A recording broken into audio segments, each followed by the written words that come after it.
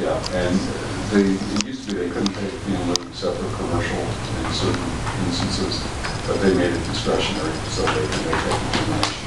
Because sometimes, I mean, I like to see units built on site, but it's not always practical, particularly in commercial development. So we have used the fee in lieu, correct, for the projects out on the south, right? So the fee in lieu has funded some projects, correct? yeah, they've helped. It's helped, and I know the housing authority is aggressively trying to create more now that they have money and a pretty steady stream of fee in lieu coming in. Okay. Anything else on this item? Oh, Mr. Dillon. Yeah, I'm sorry I'm taking up so much time. No, you're fine. We're right in the middle of this discussion with our development agreement, Sure. so we need to get as much understanding and clarification as possible.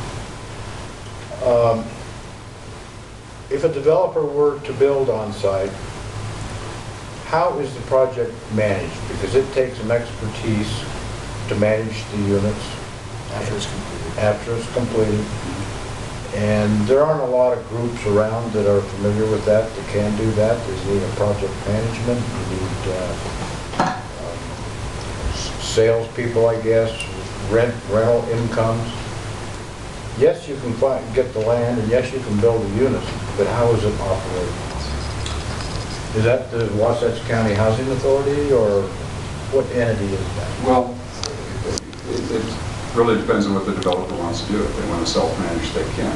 They have to be accountable to the county, and that's one of the reasons we'll be discussing next week. The contract for Mountainlands will be the stewards of that property for you. So we won't manage it. MAG? Mountainlands Association? Oh, us. Oh, sorry. Yeah, so the important part of creating affordable housing is to steward it too. So you have to make sure that qualified buyers are purchasing units, that qualified renters are in those units, and have a system of accounting to the county for that. And the RFP we did a year ago, plus that was part of what we were agreed to do, was to steward those units on behalf of the county.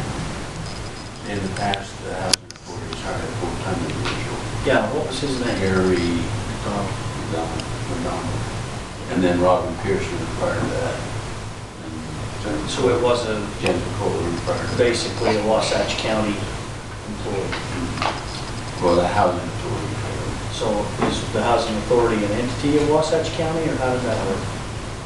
It's an agreement with Heber City and They're doing the local. Oh, okay. it's a local. That was the term. Okay. All right. Any other questions? It's an instrumentality of government. It's a technical term. Anything else on item number 2? Obviously, I my have a lab. question, Warren. Doug, was the goal of this in part to address what happened with Wasatch Commons? It seemed like that bothered a lot of people with housing.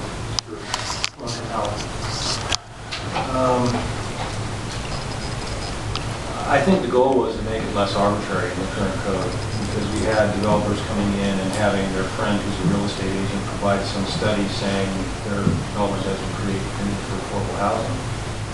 There was really no one that I was aware of that could do a qualified study. Now I've got a few names, but I think it was to take it out of that arbitrary,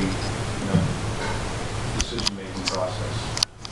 That was my understanding. I think that specific project represented that all units were affordable, or the majority of those units were already affordable units based on the rent and the area median income, right? Right. But we're finding that they're not. And now, Yeah, in not hindsight, even that's close. been the complaint is that no, they're not. But it was represented that they were. And Well, so I think we have a point in time issue. And I think when it was built and represented, it was probably Yeah. closer to market Yeah. rent than now. Than now, yeah. It changed. Well, and the demand right now, you can't find a place to rent around here, can you? I mean, it's pretty tough to find a rental property Right. right now. And then, not so much the case, but yeah, my intent, my understanding, what I didn't like about our affordable housing, every time a developer, it was just up to us. And one time it was because of this, and one time it was because of that, but so many things that were arbitrary, I thought, I thought the intent was to nail it down so we had a guideline that we could hang our hat on rather than just whatever felt. Well, it was whatever the mood of council was at the time. Yeah, well, that's what I mean. But then with Wasatch Commons, there was a combination of problems there, wasn't there? I mean, what we're doing won't solve that type of issue. They had built it under the old standard, and then after 5 years, I think it was, no one had made use of those units as low-income housing. That's trying to what we're remember, playing. it's been a while. Well, they're all market rate, and so I think going forward, that problem would be solved, because even rental units would be restricted for a certain income level. Same with ownership.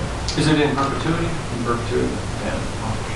It seemed like what happened there is that no one had made use of them as low-income units for 5 years, and so they were just being not held empty, but not being used. Yeah, I for think what they were designed. claiming is that market rate was below was low income. But when you had what they called the triple play for their cable and garbage, and it was up around $1,300, if I remember right. Could be. And that didn't meet the requirements. Okay.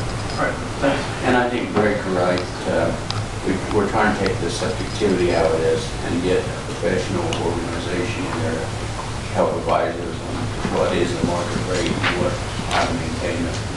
Just something we can hang our hat on instead of it being something different every time. That was my concern. Well, I think if we put the timetable element into the resolution, then we can adjust as the market adjusts. And then there's no longer arbitrary, because what happens after 5 or 6 years, well, then it's back to being arbitrary again, because the council is trying to be fair there. And it's a different council, Correct. by the way.